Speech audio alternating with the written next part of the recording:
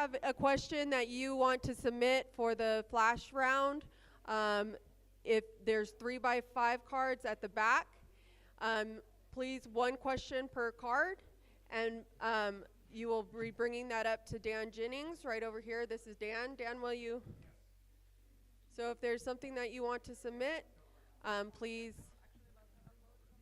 get it to Dan. All right, we're about to get started. If everyone could settle in.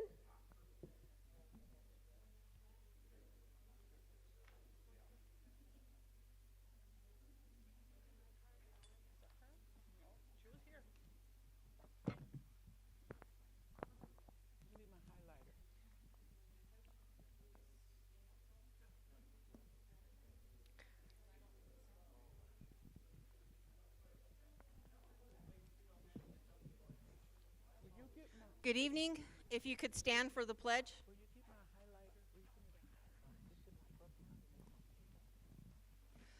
I pledge allegiance to the flag of the United States of America and to the republic for which it stands, one nation, under God, indivisible, and with liberty and justice for all.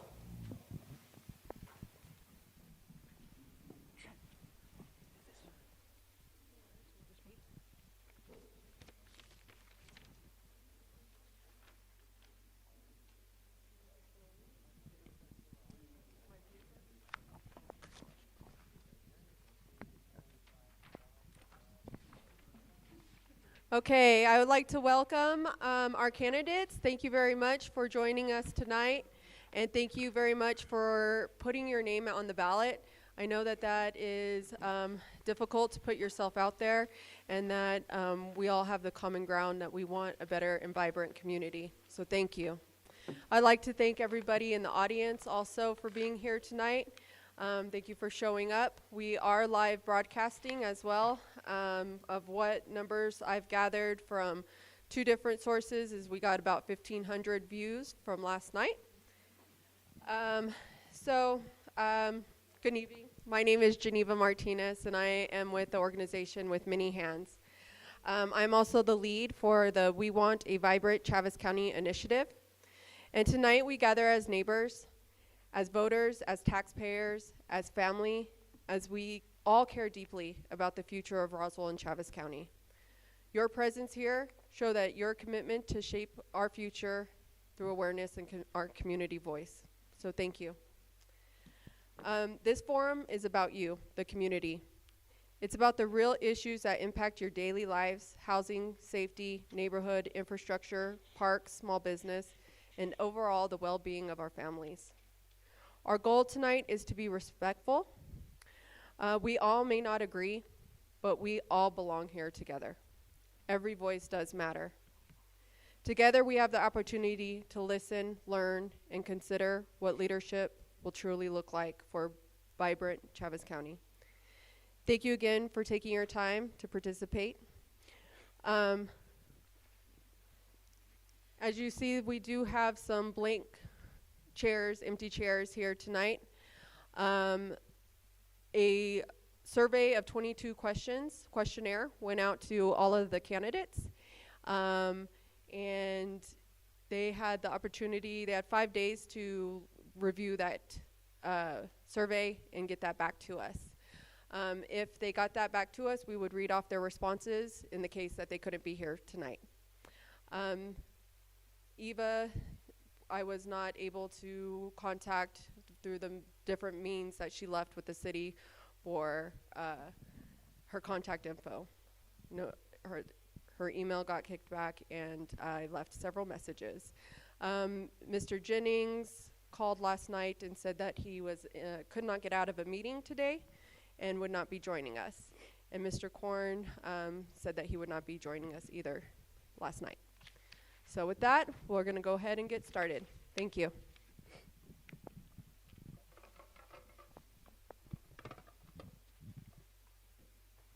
I want to also thank my panel for being here.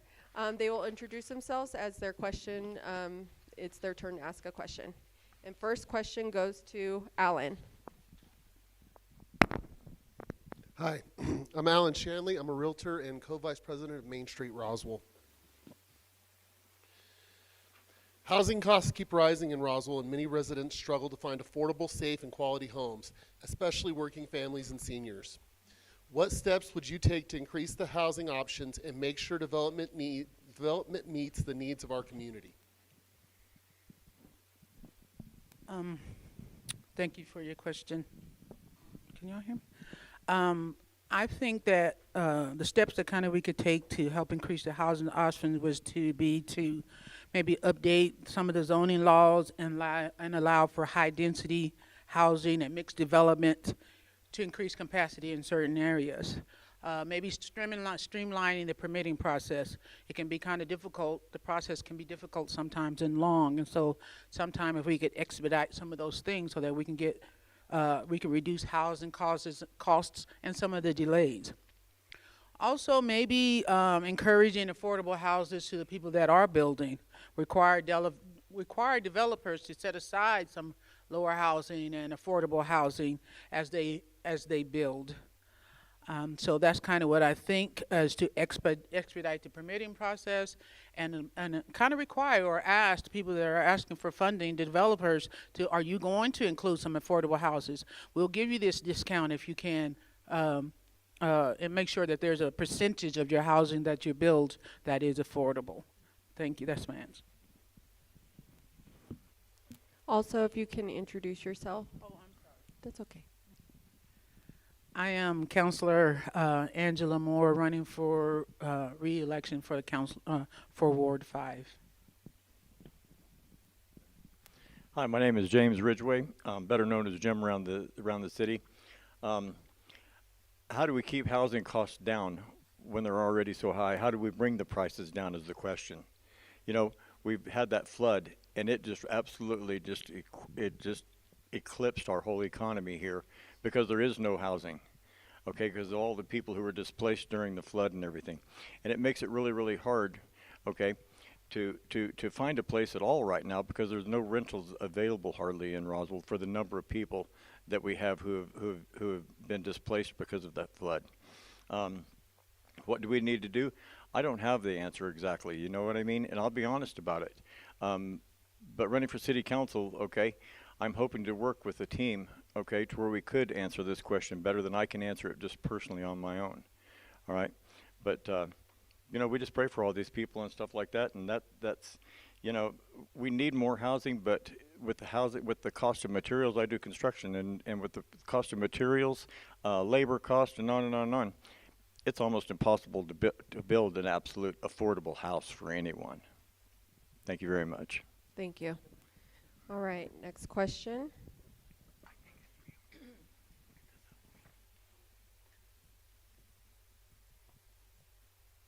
Oh yes, that actually question goes to Emily too. Sorry, Okay, Emily. Sorry. My name is Emily Valencia. I am 25 years old. I'm born and raised here in Roswell, New Mexico, and I'm running for Ward 4. And the question was rising house costs and then aging neighborhoods, right? So materials we've talked about as rising costs, the kind of mixed building, the mixed units that we're trying to build, right? We've, Ms. Moore highlighted how sometimes there are incentives. If you do 15% of your building affordable housing, then come in and help revitalize our city through your investment here. Or the zoning issues that have been addressed multiple times with the master plan that's being worked at and the policies that they're trying to change. And so there's ongoing process already in Roswell, and we're appreciative of it, and we've seen it. If you've attended those meetings, you'll see some of those highlights happening in the past 6 months.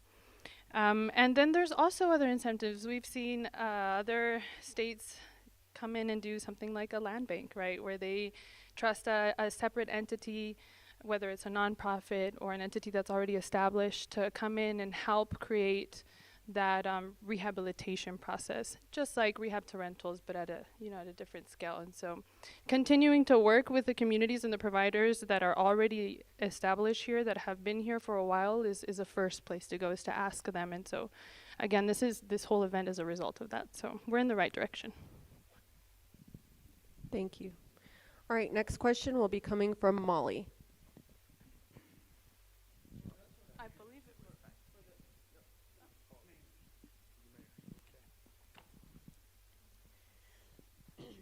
Hi, I'm Molly Jennings. I'm Molly Jennings. I'm an advocate and a volunteer for the UFO Skate Collective here in Roswell.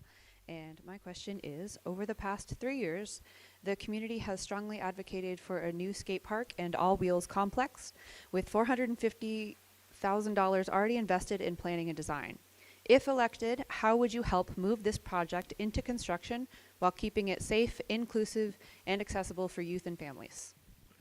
Well, my name's Larry Clark. I'm running for mayor, and really like to say that I'm kind of appalled that we spent $450,000 already on this project, and all we have is a design. I could have done that at the local high school. We could have went in and put a $1,000 pizza award in there and said, hey, design us a skate park, go down the road and find an engineer, have a set of plans drawn up, and we should have $400,000 worth of concrete on the ground right now. I'm sorry that I'm going to set up a department that watches these expenditures, and believe me, if I spend money like that, vote me out if I'm voted in for mayor this time. And that's the way I look at it. I mean, we got to be better stewards of our taxpayers' money. I don't know very many 40-year-old guys that we're paying $400,000 to riding skateboards anyway. That's pretty much all I can say about that.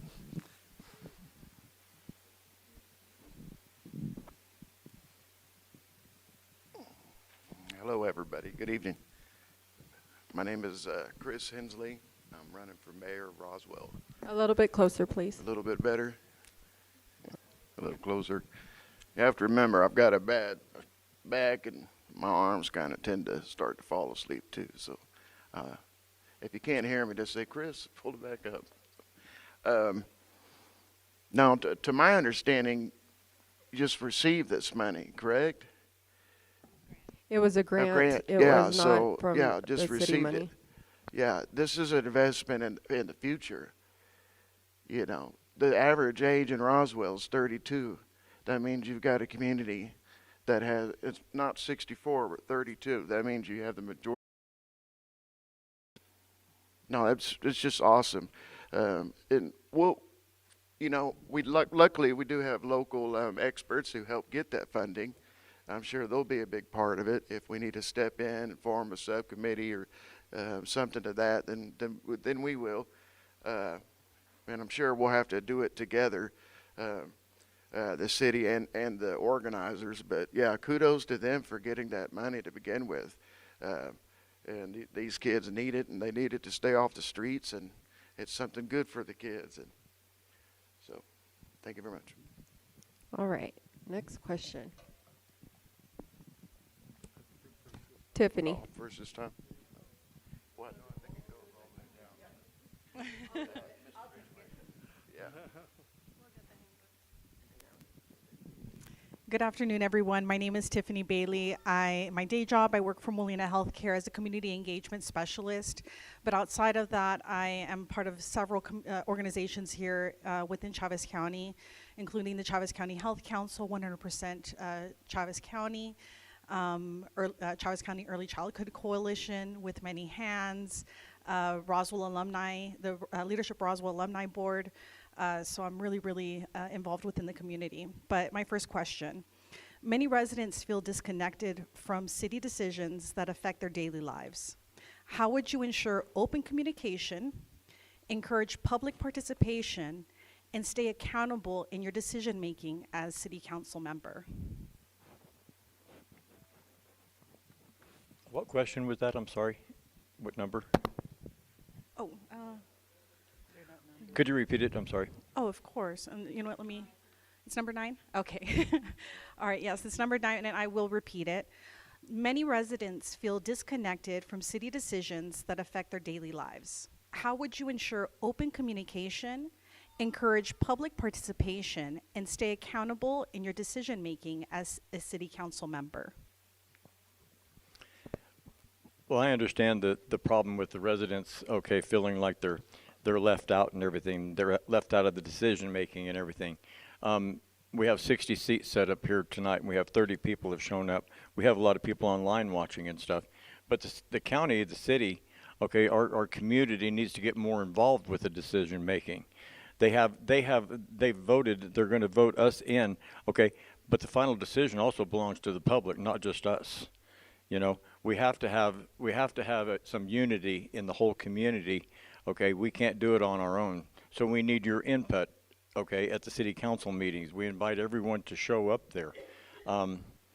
What can we do? More than invite people, okay? Be transparent, okay? Let everybody know, you know, as you're going around, tell everybody this is what's going on. This is what's happening. What is your opinion? Thank you.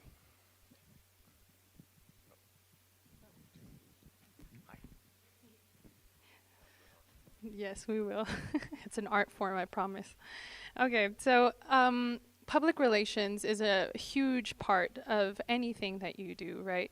And so just a few days ago, I acted in public relationships by going to Radio Amigo, speaking to our bilingual Spanish community and saying, hey, vengan a votar, your vote matters, right? The things that you are doing and the way that you want to show and demonstrate the things that are happening, it starts with your vote. And then it starts with your advocacy, coming to those meetings, feeling secure and safe to claim your time and to be present in the room. And so the attitude comes with that, right? The way that we exchange information is very important, because if we're not in a predisposition to listen to that information, they're never going to receive it. And so it starts with a smile. It starts with understanding that people are going to come from a different background and a different struggle. And so you're going to have points of contingency, and you have to sort those out. And like we've said, I think I heard the statistic only about 3% of us had voted. That's 1,500 at most residents currently out of the 30,000, assuming that not all of us can vote. Pues tienen que tener un interés, tienen que ir a votar y tienen que acordarse de que son parte de esta comunidad y no tienen que ser intimidados por la falta de lenguaje o como fuera.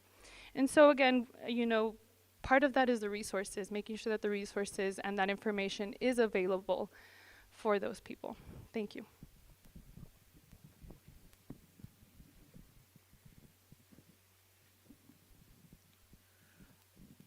I feel that it's sad that people that they feel disconnected. First of all, I'll start by there. I think the best way to kind of open lines of communication maybe is better two-way dialogue. Create mechanisms where two-way communication is available, whether online, feedback forms, and to ensure that the questions and suggestions are properly answered in the person's native language. It's not always English, it's not always Spanish, but to make sure that it's available. And also maybe the city can be more transparent about how public input is used in the decision-making process and what influence it had on the outcome. Explain the city's decisions, and especially why we made decisions, how we made decisions, so that they can feel connected. We do offer invitations. There are invitations to events. People don't come, but we still have to get the information out there. So we have to be better about that. We have to address mistakes promptly. When we made the mistakes with the water thing, it took some time before they can get back to regular. We need to address, if we make a mistake, we need to acknowledge it, comply with other, and make the steps taken to correct it. Honesty is crucial in maintaining a public trust. We have to be honest. We have to be transparent with the community. My problem is I don't understand or know how we can get people more involved. That, talking to them helps, but they don't always come. I talked to 50 people about this event. I see 2 of them here. And so I think that's one of the things. Diverse communication channels, maintain up-to-date and user-friendly website with clear information about our projects, our spending, our budget. The budget and things like that are available online, but some of the senior citizens don't know how to get online and do that. So we have to have that stuff available. I don't think I was looking at you. I'm sorry. I was just looking. Oh, I thought you thought I was looking at her. Some people are not, internet savvy. Thank you. Yeah, now we're to the mayors. Chris. All right, and the last question goes to Sonia before we start over. Good evening. My name is Sonia Bolaños, and I'm with Alpha Home Care. but I am as well the secretary for the long-term recovery group that was created during the floods, the Crisis Coalition of Chaves County. So with that said, my question is, it's been a year since the Chaves County flood damaged homes, roads, parks, and the Spring River Trail in Roswell. How would you assess the city's response and recovery, and what would you do differently to ensure faster, more transparent action after future disasters? Thank you very much. Just in case anybody wonders, this is not the only town that has natural disasters, and lots of them succeed before FEMA has to step in or gets reimbursed by FEMA. I think if we had more of a community spirit and people willing to work together, people letting bygones be bygones, we could have knocked this thing out 6 months ago, and then we would be waiting for our reimbursement as we speak. But instead, we kind of leave stuff the Roswell way, leave it half looking bad for a couple of years, and hope we get a paycheck, or hope we can get it from the state or the feds. So anyways, I would have just pushed that off the get-go. Said, listen, people, I would have went and talked to everybody. Let's get together. Let's knock this thing out. Just like the response was when it did happen. I've said it over and over again. It showed the character of this town when there is crisis. Well, it's still a crisis because it looks awful, and people are still displaced. And we could have knocked this thing out, like I said a while ago, ourselves. And let's just wait for our checks and our reimbursements, because FEMA takes forever and a day. It might be 5 years from now until we get some of those things back. So do we really want half of our town looking the way it does until we get the reimbursement? Or can we come together and just knock it out? And then then we'll get our reimbursements back. But anyways, thank you for the question. I think our response on the flood disaster thing is ongoing, and our church has stepped up a lot, which I appreciate in the community. But I agree that the town itself, we have 800 employees. I don't see them out there doing what they should be doing, like on the parks, getting them restored back up, working on the canals. There's a lot of things that I just feel that, I don't know, we're paying 200 supervisors, according to one of our persons running for mayor, that says that we've got 600 other people doing a job, and I don't see anybody out there doing anything. So I think we need to manage our money better and pay attention to what it is, and hopefully we can get a better response and be better prepared. I think we need to go outside of town and build some kind of, I don't know, talk to an engineer and build some kind of something that would have blocked the water from coming in so fast and hard. I don't know if we need a full-fledged dam or if we need channels around to where the canals are. But Roswell, I'm just saying our people should step up and get out there, and if anything else, put together neighborhood cleanups and say, hey, everybody lives in this neighborhood, let's all join together and get out there and try to get this straightened out. But because it takes a community to fix a community. Well, not one town or not one person or just one thing is going to do it. And if we've got FEMA money, I'd like to know what they spend it on and what companies got the money. Because I feel like sometimes the money doesn't go where it needs to be going. Okay, thank you.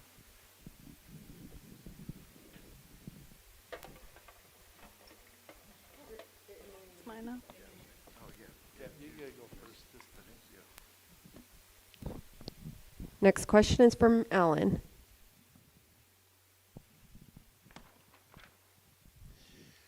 A strong downtown and healthy neighborhoods help attract businesses and tourism. What is your vision for revitalizing Roswell's core areas while supporting existing residents and small businesses? Thank you for the question. Say it with me. Less red tape, right? We've been talking about this for a long time, and the city hall has talked about it for a long time, and They're moving. We've already talked about this. The master plan is there. The people that are working on it are there. And so we're very grateful for their work. But small businesses have to be a priority, because if we don't have the needs of our small businesses met, how can we expect to have the needs of the larger businesses met? Quite simple, right? And so Main Street Roswell is doing a great job at maintaining and decorating and bringing that vibrancy into downtown, and we're grateful for that. And that's a community effort. Yesterday we kept hearing the words neighbor helping neighbor, and so that's an instance of it, but it's also a clear sign of how the city has allowed for this to come in and to be something, you know, and so we hope that it continues in that direction. In regards to, now let me think here. Grant writers, we talked about grant writers earlier, and grant writers are a foundation for all of that access to the money that we don't know about, that we have to search for, that the state provides, that the national level provides, and so we have to seek it, and then we have to compete for it, right? And so we gotta have a good grant writer, somebody who's really good with their words, or is really dedicated to making those things not only legible but also well produced so that they look good and that we win essentially. And so those are some giant responsibilities. And back to the zoning, it is too specific, right? We have very specific places that we're just not allowed to build. And so hopefully we see more of that multifunctional model. Thank you.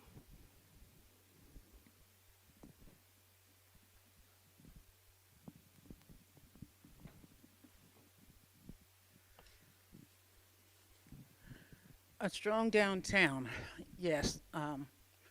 Our downtown, I think, is beautiful. We need to create maybe a favorable legal environment, like simplifying the business process so that we can get more smaller businesses. Like you said, less red tape, create policies that are fair and help reduce the burdens of regulation and taxes on small businesses. Support local procurement, encourage large corporations and government entities to prioritize buying local stuff from downtown and small businesses instead of seeking outside sources and stuff like that. I think as a city we should utilize our small businesses if possible. Facilitate strategic partnerships. Encourage collaborations between businesses to expand and reach for greater opportunities. Search for things where we can have other events like the UFO museum and things like that we could have. Not museum, the fair. The UFO, you know what I'm talking about. The thing in July, it was not come out. Promote community involvement as much as possible and foster a sense of community by sponsoring local events and encouraging businesses to participate in community projects. Encourage, collaboration. That's important. That's important. The downtown Roswell is so busy and so well known, and downtown, I think it's awesome that we collaborate like that. So continue to especially simplify the process. Some people say it's really difficult to get into business in Roswell, and I don't like that concept. So if we can simplify that process, I think it would be very helpful.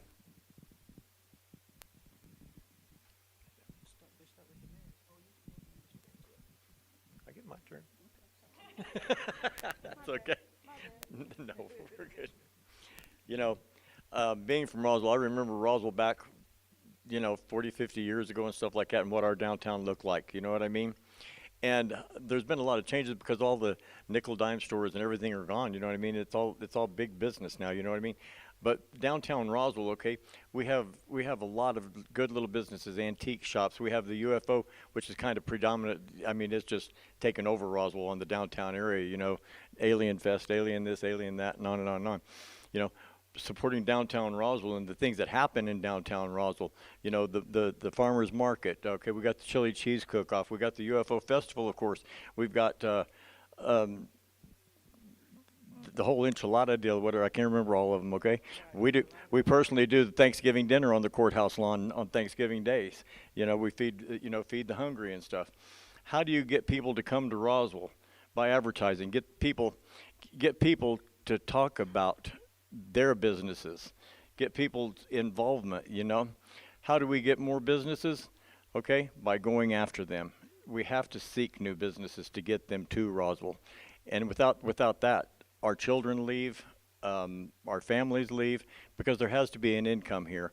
And if you look at Roswell, we have a lot of new businesses. So I'm going to call it smart money knows that Roswell is a good place to be. Thank you.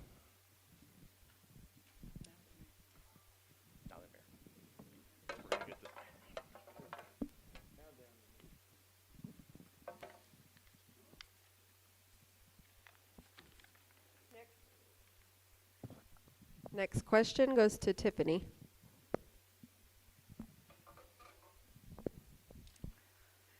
The city of Roswell received millions in opioid settlement funds to support addiction recovery, prevention, and community programs.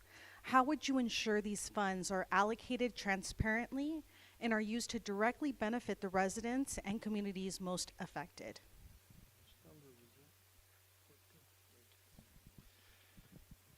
That's a very, that's a challenging question, because you got to get the community to work together with a lot of different other agencies, because we need health experts to get involved in that. We need our churches to get involved in that, and we've got to get these people. Basically, it's kind of addressing homelessness too. We need to figure out temporary housing and get them where they've got a place where they can get a shower and get a job and get their life straightened up. It's not, I don't know, it's going to be a process to do it, and it's going to take experts in all the fields to do it. I'm not an expert in that field, but I will surround myself with people who know how to fix that. And we'll make sure, as far as transparency on money, I'm very much an advocate on making sure that we're accountable to everybody for what we do with our money. And if I'm mayor, I mean, you ever have a question, you walk into my office, sit down one day a week and say, hey, Larry, we need to have a cup of coffee, and where did this money go to? And if I don't know, I will find out, because I'm the guy who will ask, why are we doing it this way? And I hope that we can get all these problems worked out. We're not going to fix it overnight. Thank you. Thank you for the question. Yeah, auditing. That's how we keep track of it, right? It's just basic, we can't spend money, or we shouldn't be able to spend money without everything being checked on. Can you hear me? I thought she was tapping. She couldn't hear. But yeah, audit. Keep in the auditing. That's a horrible crisis. There's a lot of those crises that go along. Hopefully, I believe there's going to be some more money coming, but that could be 5-10 years down the road. With different lawsuits and things like that. But certainly need, maybe we could recruit some new experts, things like that. See where we can help, obviously, and then push with all we can, because one life is too many, and every life is precious. So I hate to see anybody suffer, and but yeah, we'll take care of the money through auditors and things like that. We'll make sure every penny's accounted for, and push for more. Oh, and also wanted to say on my previous, I applaud every single public employee Roswell has. I just didn't want to get that out there that every single one. I don't know how many exactly there are, but every single one of them. Thank you very much for your service, and I hope to support you all a little bit better.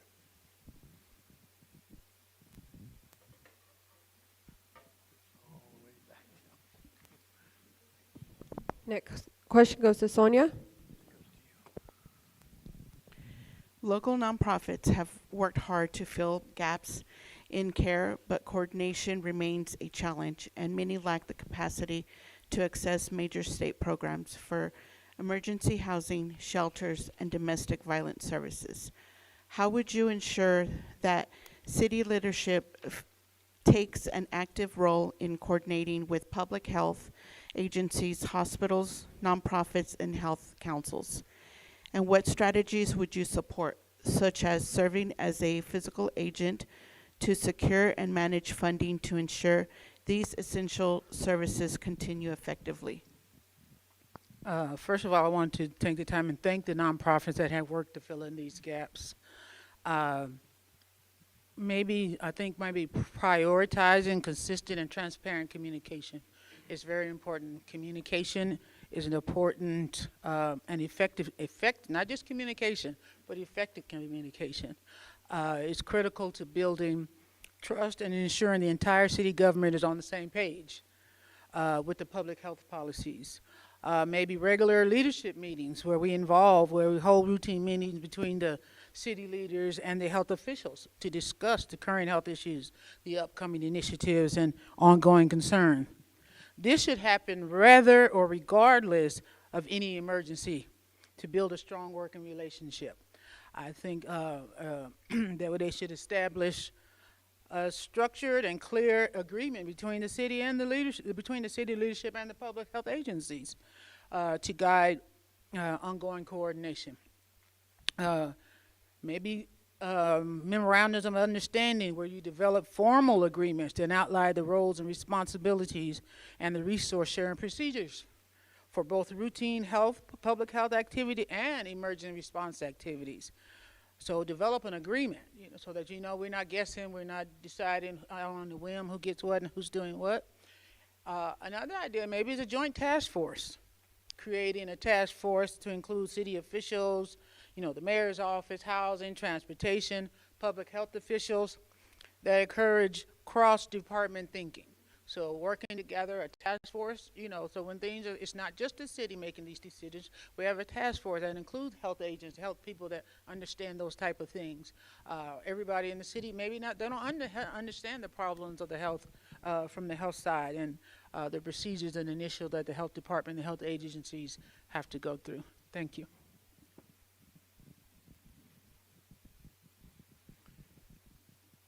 During the flood and stuff, we're still an ongoing problem, okay? And our local nonprofits, our churches and stuff around Roswell, Salvation Army, Church on the Move, the big churches, the small churches, every single one of them, okay, this nonprofit, okay, have helped donate time, money, energy to taking care of the problems that are in Roswell because of the flood. But even more than the flood, there's always been a problem with the seniors and stuff like that, and being able to get around and get back and forth to work and get to the hospitals, Medicare, Medicaid, to get these services and stuff. How do we do that, okay? We have to believe in our community. We can't go to all the state agencies. Yeah, there's a lot of state money. There's a lot of federal money, okay? But our community, our local nonprofits, not just the churches, there's a lot of other local nonprofits that have donated and helped with time and resources. But our community here just needs to continue doing what we do, and what we do best is love one another. All right. I know a lot of people who have been homeless and stuff, okay, because they were displaced because of the flood, because of this and that and the other, and then just they can't afford it, okay? And I've seen churches step up and help pay the rent, get them a place. And so we just give a big shout out to our local churches and stuff. Thank you.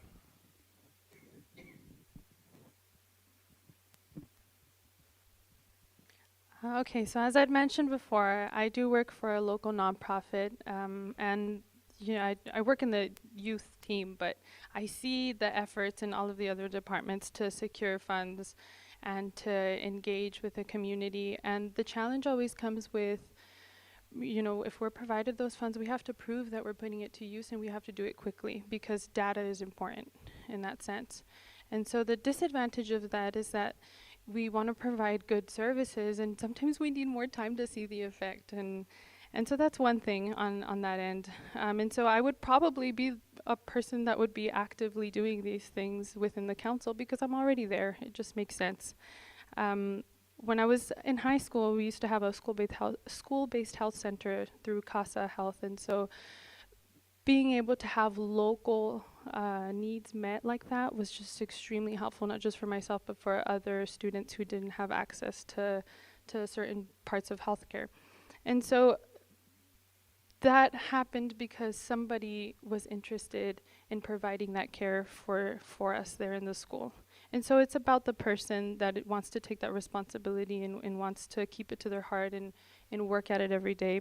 But certified clinics aren't easy to obtain if we don't have professionals. And so this ties back down to retention, retaining people in the city, professionals in the city that want their children to grow up safely. And so, you know, part of that too, again, is the, you know, we heard this a lot again too, not in my neighborhood mentality, right? Sometimes we think, oh, no, service is here. No, because then everybody's going to be here. And it's like, well, everybody deserves services, I think. Maybe, you know, the basic ones, right? And so we all want clean water. We all want, you know, decent dental care in town. And so we have to strive. Thank you. Through that. Thank you. Sorry, I thought my time was up.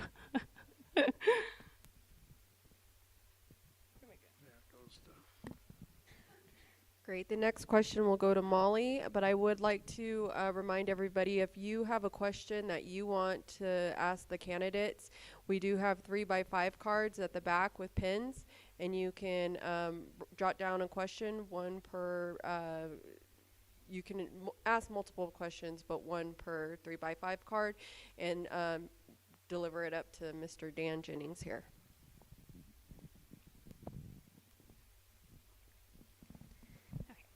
Young people often leave Roswell after graduation in search of career opportunities. What strategies or programs would you pursue to create local internships, apprenticeships, or job pathways that encourage youth to stay and build their futures here? Well, thank you for that. It's a pretty easy one. They leave because of jobs, and if they have jobs, they're not very good paying jobs. And the number one industry is service here.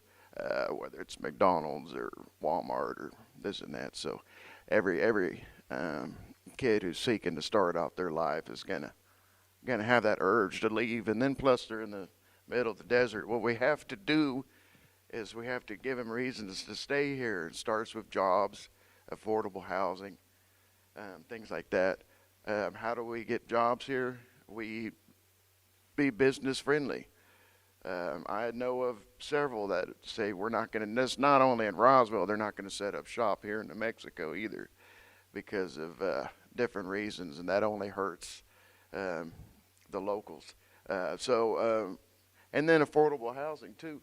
So if basically it'll take 2 or 3 of them to even have just even if they just work at what the minimum specter, they're going to have 2 or 3 of them bunk up together to even survive here in the middle of the desert. So, because of affordable housing issues. So, you know, supply and demand is the answer to that one. But and we also have lots of experts to lean on too, and that's what I'll continue to do.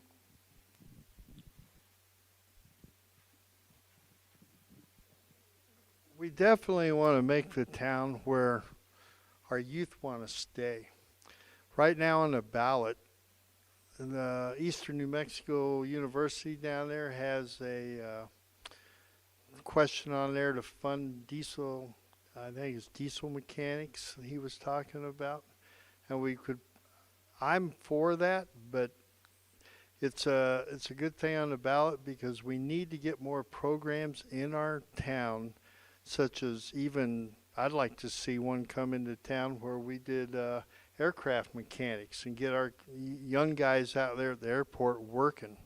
We also should go into our schools and encourage them, set up some kind of program where our youth could maybe go in and learn how to become a fireman when they graduate, or learn how to become a policeman, or maybe other city things where we could involve them to get them off the streets and get them out where they could be productive to our city. And it's a challenge, but we need to encourage more jobs, more companies to come to our town. We need big companies to come here and set up manufacturing jobs. And We need to actively pursue that. And that's the challenge within that's, we need to send people out and talk to companies and say, hey, why don't you come to our town and build your product. If we have to offer them some kind of tax incentives or whatever what we have to do, we need to do that so we can get our people in town working and grow our community. Thank you.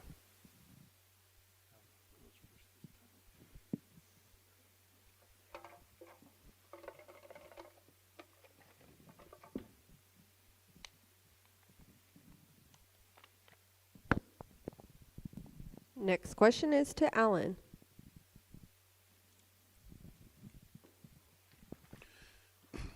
Roswell has faced challenges retaining police officers, as many leave for higher paying jobs elsewhere, despite being trained and experienced.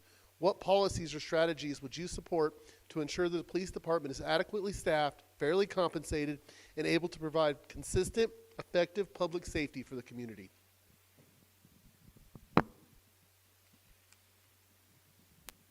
You know, our city police department, to me, they do a really, really great job. I think they're underpaid. I don't know what the answer is to getting them more pay, more benefits or something like that, to where they prefer to stay here than to go somewhere else. The crime rate here is what it is, okay, but compared to Albuquerque, I don't care how much they're paying. I wouldn't want to be a policeman in Albuquerque or Chicago or Detroit. I don't care how much they're paying. Okay, so what is it that we could do to keep our policemen here? More benefits, better training, better opportunities for the future. It's just one of those things where Roswell has to step up to the pump somehow. And I don't know where the money would come from to give them more money, to make them more incentives to stay here, you know. But like I said, I know a lot of the police officers here in town. Love them to death, pray for them continually, you know, because they have a tough job.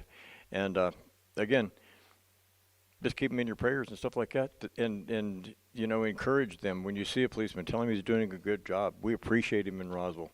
You know, that helps a lot. That goes a long ways, just being appreciated. Thank you.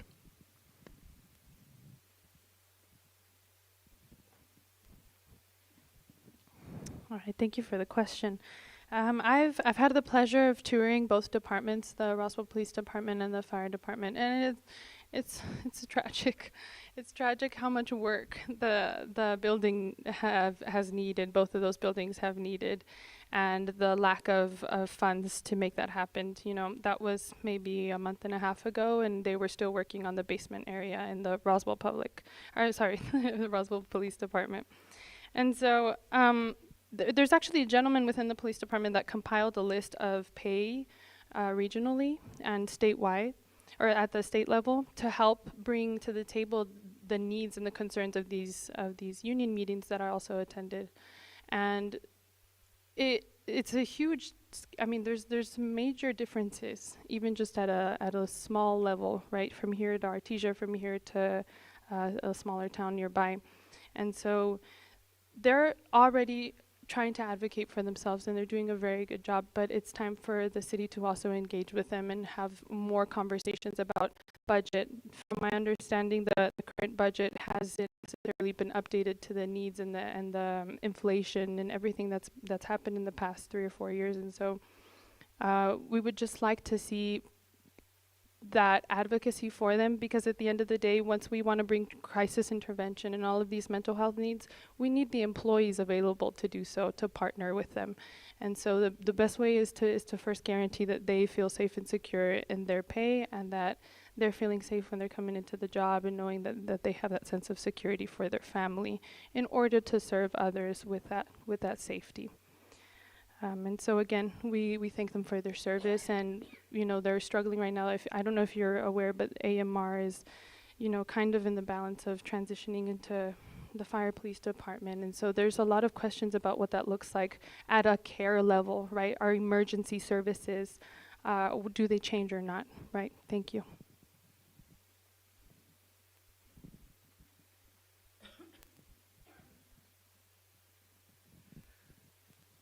Roswell, New Mexico, all of them face challenges with keeping police officers.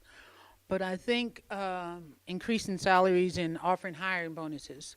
The city, I don't know if, I guess because I'm on the council, I am aware that we did match Artesia. The last meeting, we voted to match Artesia's pay. The city voted, we had since we were short policemen, their salaries had been set aside in the bonus.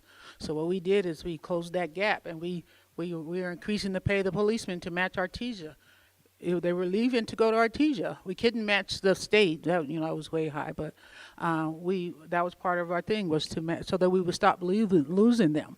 So last I heard, we were 22 policemen down.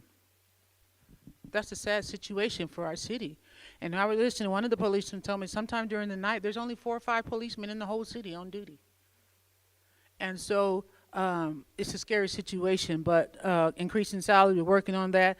I thought about why not if we're training them, because we're one of the few police that have their own training facility here in town. Require them a commitment. We paid all these thousands of dollars to train them. That's part of commitment. You have to, if we're going to train you, you get your license here, where there's EMT, where there's truck driving, then you need to give a commitment to it. I say 3 years. It can be more than that. I know as a teacher, when I was doing my teaching, I had to give them 5 years, when they're paying for my degree. And so I think that ought to be one of the requirements. And then invest in the officer wellness and mental health. That is a job. It's hard. I imagine to go home and leave those things that you see out and about. Offer robust mental health services, stress management, physical fitness programs, and directly address the high rates of burnout and physical and emotional health that's on that job. Create pipeline programs from the school and the colleges to the police department. Thank you for the question.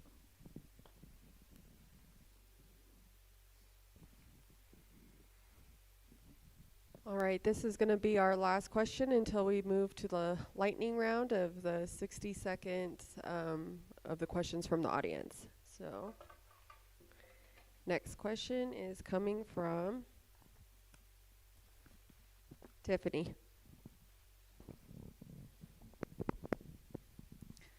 Homelessness continues to affect many local residents, including families and veterans. What strategies or policies would you support to address homelessness in a way that is compassionate, effective, and balances community safety with dignity for all? Well, first thing we really need to do is we've got to, on the homeless problem, we've got to get them temporary housing and get them where they're transition into some kind of full-time housing. We definitely need to get them the mental health care that they're most of them probably require some, or some kind of addiction problem. So we definitely need to get we need to collaborate with our health professionals, what they need. We need to collaborate with the Coalition of Homeless, and we all need to learn to work together to find them jobs, training, and counseling. So it's a community problem. I've heard one person that was running for mayor say we ought to arrest them for vagrancy and throw them in jail. But these people have rights, and they're human beings, and we need to take care of them like they're our neighbors, and they really are. And they've been down on their luck like everybody else in this room has at one time in your life. So we need to stand up, get them the mental health care. And I don't know where we're going to find the housing, but there's a ton of empty buildings around this town. I don't know if Roswell needs to condemn them, take them over, and turn them into shelters, or what we need to do, but it all needs to be looked at like it's a possibility we could do that. So it's not an easy problem, and some of them won't even say, hey, I want to go do this, So you're going to have to work with them and get them straightened out. Thank you. Thank you for the question. I certainly am not an expert in this field by any means. So once again, we have a lot of awesome people here in this community that are and that are working with them on a weekly basis. if sometimes not daily basis. And I have been, and I will tend to lean on some of their expertise, to be quite honest, to see exactly how I can or how we can as a city help. I hope the vagrancy thing wasn't me, because I don't believe they're vagrants, but I do believe that there is a simple law and order and structure that every community has, where you have certain ordinances and certain things you can and can't do, and that's just common sense. No, everybody has a value. Everybody is important. But there is a little balance. Like, you know, some days my wife goes to work and she has a couple people that have confronted her. They even went up to her office that were way up on top of one of the buildings and tried to knock on her door and stuff. She has to lock her door. The point is that there are some limits, but once again, I lean on the experts, and we certainly have some very good ones here in this town who are working diligently to help handle that problem.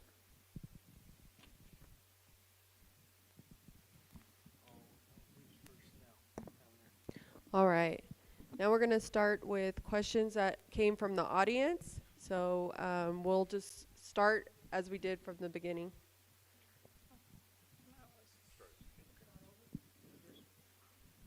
Yes, and these are 1-minute responses.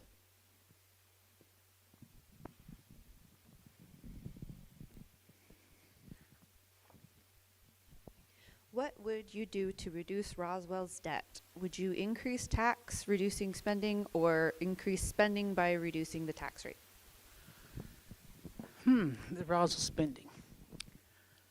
We know that everything that we spoke about today requires funding. Affordable housing, all those things require funding. And so increasing the tax, I know is painful to a lot of people, even if it's a quarter of a cent or whatever thing like, but it becomes uncomfortable to a lot of people. So I think, I don't know, we just increased the tax, so I'm not going to say increase the tax, because we just did that, and we need to find another way, maybe reduce spending. Things are so very difficult, so very expensive right now.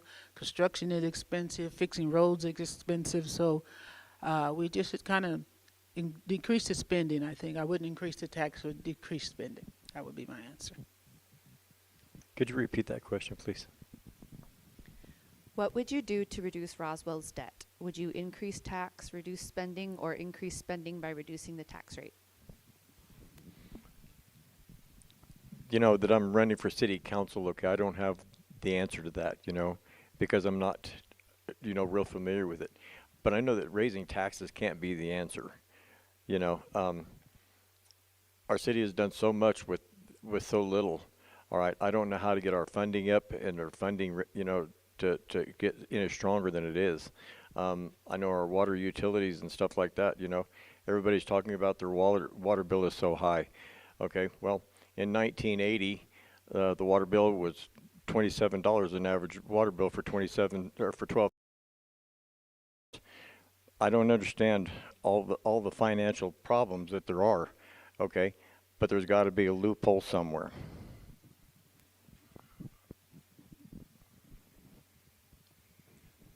I'm sorry, I have to have somebody repeat the question, please. What would you do to reduce Roswell's debt? Would you increase tax, reduce spending, or increase spending by reducing the tax rate?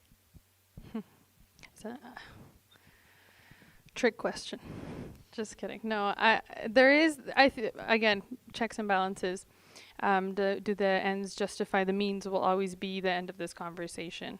And so whether or not I would increase, really, I would like to know what the other two committees have spoken about before it gets to my table, right? And again, this is kind of the process, is it goes through two committees before it gets to a counselor table. Why? More so, why? Because we want to ensure that the people on the counseling position aren't the only people making those decisions, and on the other side, we don't want the same thing. And so I can't answer that question because I don't have all the knowledge, but I would hope that we don't have to immediately fall onto taxing more or requiring more when we're already struggling with pay, general pay for our city employees. And so a lot of questions and a lot of committees to go through before there could be a solid answer for that. Thank you.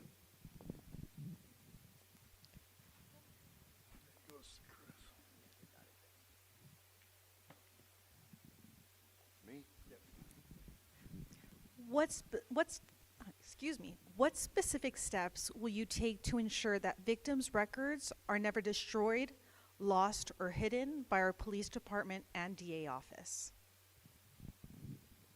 Wow.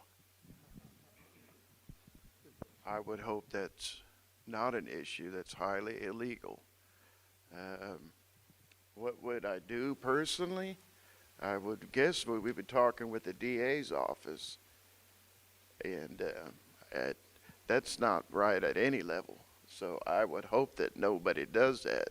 And if they do, I can assure you there are several good lawyers in the DA's office that would love to take that case if that happens. Privacy is, the ultimate. So yeah.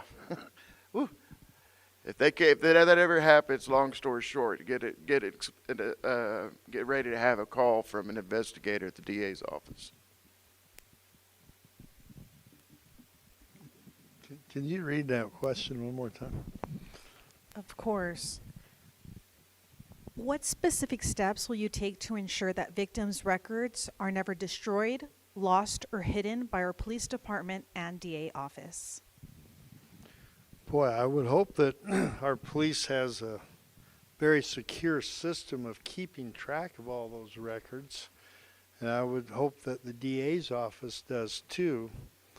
And I have to agree with Chris on this, that if they did do something illegal, we need to prosecute them, and we need to figure out a better way, because personal information is very private, should not be exposed by anybody anywhere. And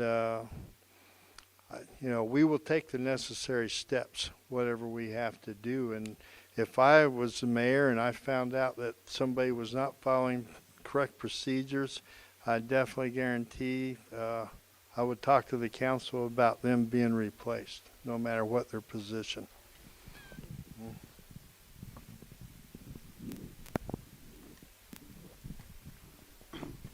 Should Roswell operate under home rule or Dillon's rule, and why? Could you, one more time? Yes, sir. Should Roswell operate under home rule or Dillon's rule, and why? I'll be honest with you, I don't know how to answer that question. I would also like definitions for that question, please and thank you. But please, if you wrote that question, come forward and explain that to me. I would love to learn. Thank you. Dillon's rule is a restrictive approach where local governments have powers explicitly granted by the state, while home rule gives local governments more autonomy to create their own laws as long as they don't conflict with state law. This was a question from the... Oh, could you read it again? I was trying to figure out where this was going.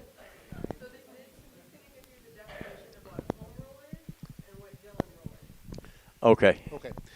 Dillon's rule is a restrictive approach where local governments only have powers explicitly granted by the state, while home rule gives local governments more autonomy to create their own laws as long as they don't conflict with state law.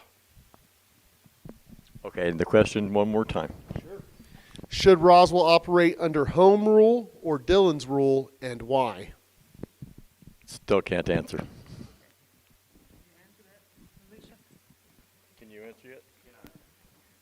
Dillon's restrictive is local government. Okay, so if Dillon's restrictive local is local government given by state,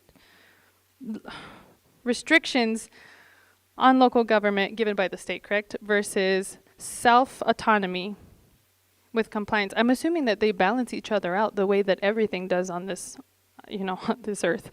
But I would hope to learn more about these two further because, again, it's just limited data. Sorry, I apologize. But please find me and educate me. I think the city now operates on home rule. If I'm not is Dillon's rule?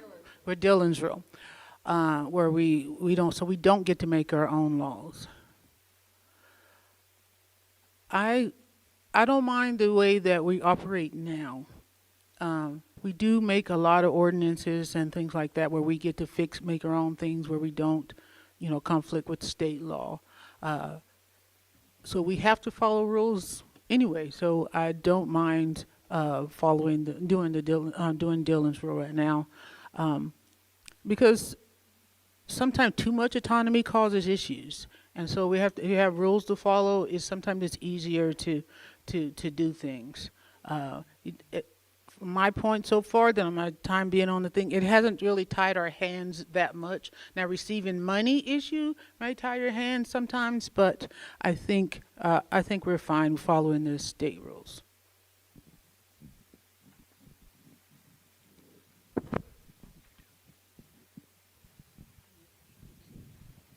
What practical measures will you bring to the city of Roswell to have a direct impact on the quality of life for our citizens?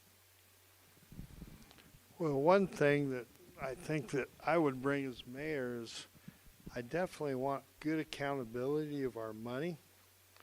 And I'm kind of a fan of home rules in a way, because I don't think Santa Fe ought to always be telling us what to do. We should pass our own ordinances which are better fit for our community. I'm not so sure that me following every state rule, as long as we're not breaking a rule, would be a good thing. But one thing I definitely want to do is get where our community is more interactive, especially in neighborhood watches, and get out and get to know your neighbors, because when you know your neighbor and you know what's going on, it makes it a little easier job for our police force, and we just need to follow more of a small town environment where you get to know your neighbor and you say hi to your neighbor and you talk to everybody. Out of time. And if you could please hold the microphone to your mouth a little bit closer. Okay, yeah, once again, I apologize, everybody. My arms, my back, I slowly start to, so thank you. Could you repeat the question, ma'am? What practical measures will you bring to the city of Roswell to have a direct impact on the quality of life for our citizens?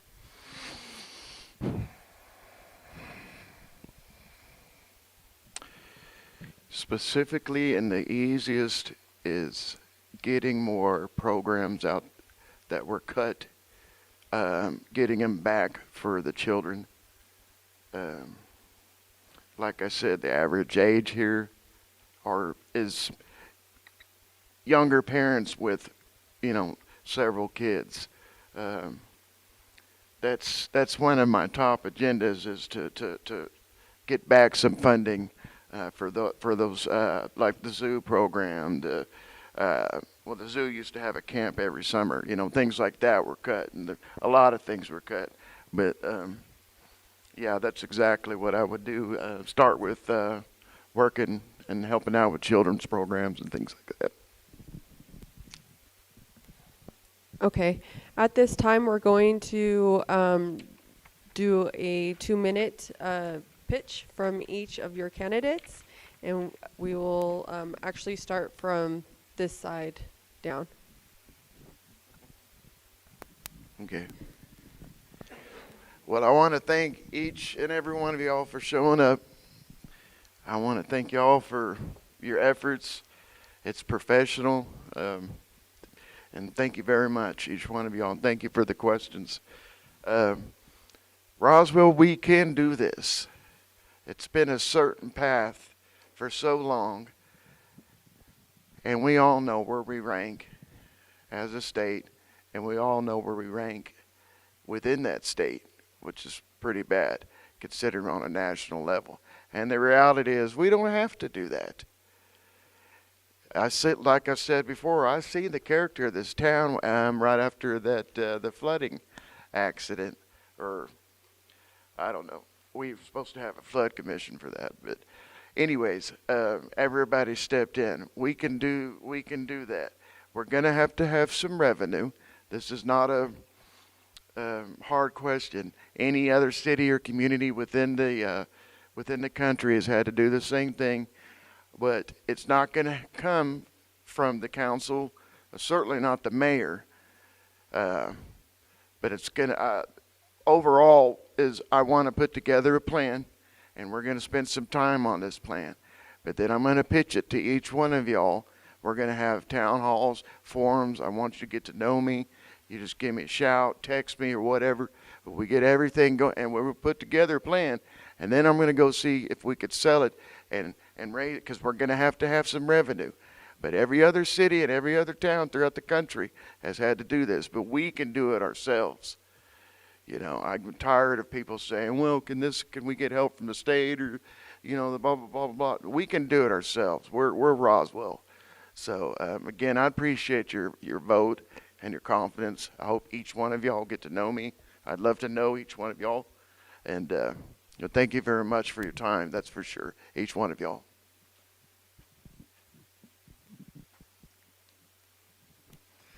All I want to say is, you know, I haven't been in politics. I've always been in corporation management. And you got to run the city like a corporation in a way. You got to learn to save money where you save money at. Everything needs to be accounted for. I don't care if this town buys a roll of toilet paper. Somebody needs to make sure we're getting the best deal, because companies always take advantage of governments. They always do. They look at that government entity and they say, oh, we can charge them 3 times what they normally do. We need to stop that. Our police force, we need to make them sign contracts. I agree with that one councilman. If we trained 66 officers last year, 66 of them left.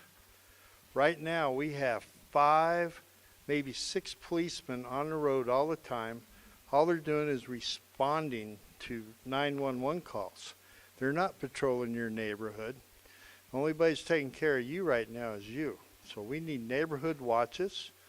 We need to set up some kind of alliance with maybe retired veterans and see if they wouldn't help police our schools, because we need people in our schools to protect our younger generation.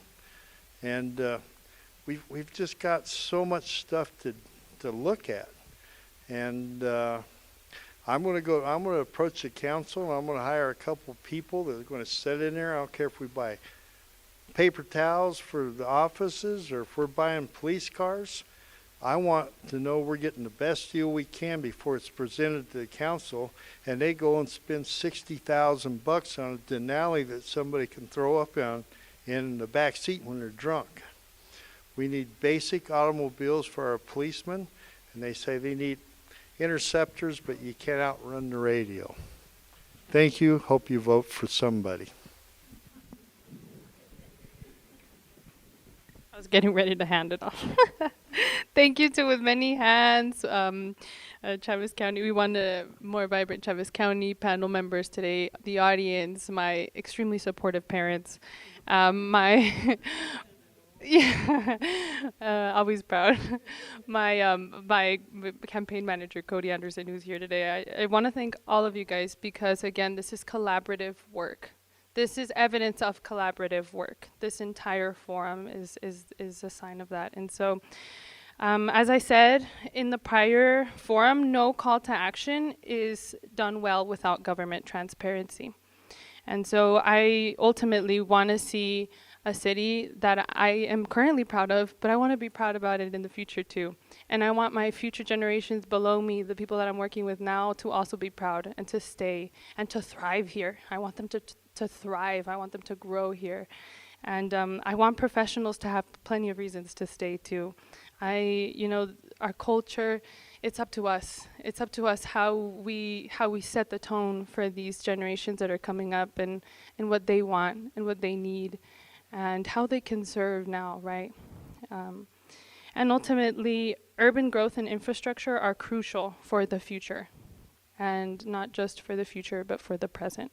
For everybody sitting here today, for the other age gaps that I haven't mentioned tonight, right? You know, we appreciate and value the work of our elders and everything that has been set in place for us to be successful. And now we want to repeat that for the next generation. I want to repeat that for the next generation. And we cannot change everything around us, but we can start by electing those who are truly inspired to serve with us, for us. Con nosotros, para nosotros. Thank you.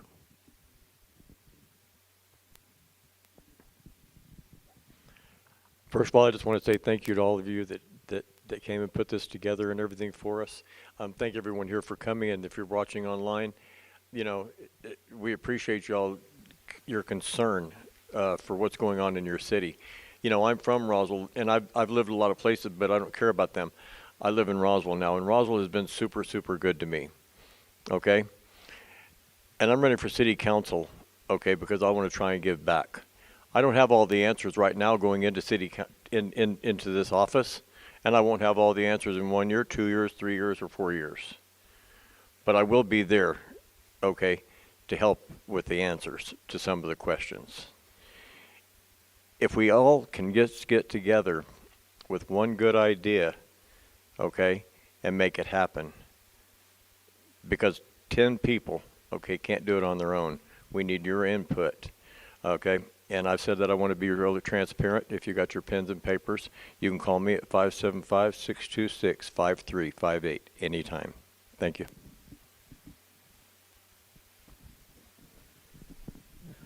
You don't need to hold up the timer. I ain't even going to need 60 seconds. First of all, like everyone else, I want to thank you all for being here. It's great to see you all. Thank you for your questions and your concerns. Thank you for joining with us at this candidate forum. Thank you to the committees that set this up. Thank you to the museum. What a beautiful place to hold this.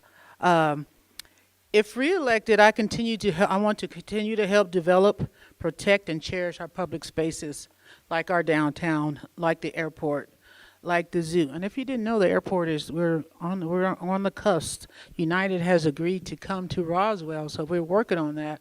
And it'll just be one flight at this time, 2 flights at this time, but that's the start. The more that come, the more the people that want to come. So we voted on that, and they're looks like they're agreeing. We haven't come to any agreement, but they're interested. And so we hope we keep working on that. Because some of the people was talking about being able to get in and out of Roswell. Anyway, I want to continue to help develop better public safety measures, work with the policemen, work with the fire departments, work with the new Roswell's ambulance that's coming as we transition into that. I want to nourish our creative and our innovative and our diverse culture that we have in Roswell with the arts and the festivals and the diversity of our beloved. We want to say quirky. I love my little Roswell CTR town.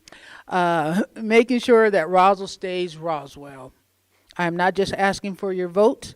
I am asking for your ideas, your passion, your commitment to making our schools and our city the best that it can be. Together we can create a positive, inclusive, and dynamic environment. Make your voice be heard. Vote.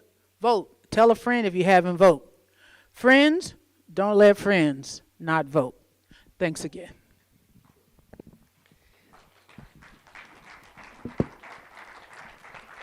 Thank you, thank you. I would like to, yes, again, give our candidates a round of applause.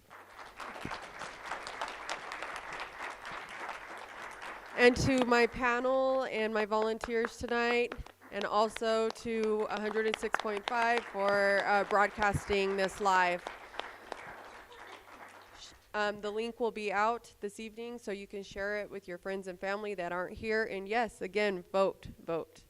A lot of the questions that were submitted were not able to be asked this evening, but yesterday's questions, along with these questions, will be comprised, and the new city council and mayor position will get all of those questions so that your voice does not go amiss. So thank you for coming out this evening, and that's a wrap, y'all.